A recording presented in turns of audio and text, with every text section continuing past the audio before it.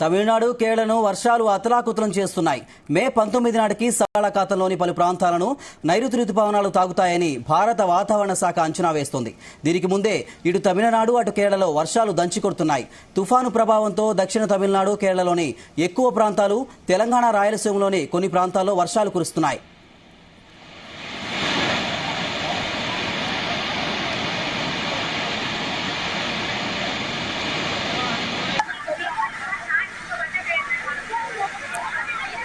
తమిళనాడు, పుదుచ్చేరి, కరైకల్, కేరళ, లక్షద్వీప్, దక్షిణ కర్ణాటక, తెలంగాణలోని పలు ప్రాంతాల్లో మోస్తరు నుంచి భారీ వర్షాలు పడుతున్నాయి. రానున్న వారం రోజుల్లో వర్షాలు కురుస్తాయని వాతావరణ శాఖ హెచ్చరించింది.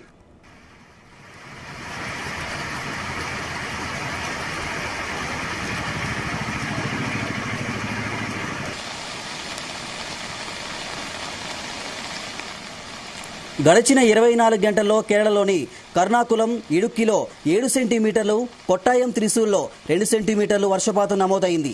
తమిళనాడులోని కరూర్, పరామతి ఏరియాలో 5 సెంటీమీటర్లు, కోయంబత్తూరులో 4 సెంటీమీటర్లు, తిరుచిరాపల్లి, ధర్మపురిలో 3 సెంటీమీటర్ల రైన్ఫాల్ రికార్డ్ అయింది. రాయలసీమలోని కర్నూలులో 3, తిరుపతిలో 2, తెలంగాణలోని రామగుండంలో 3 సెంటీమీటర్ల వర్షపాతం నమోదైంది.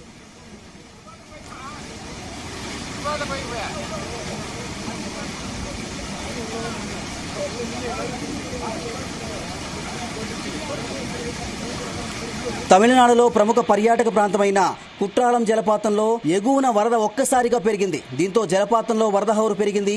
అకస్మాత్తుగా వరద పోటెత్తడంతో పర్యాటకులు పరుగులు తీశారు.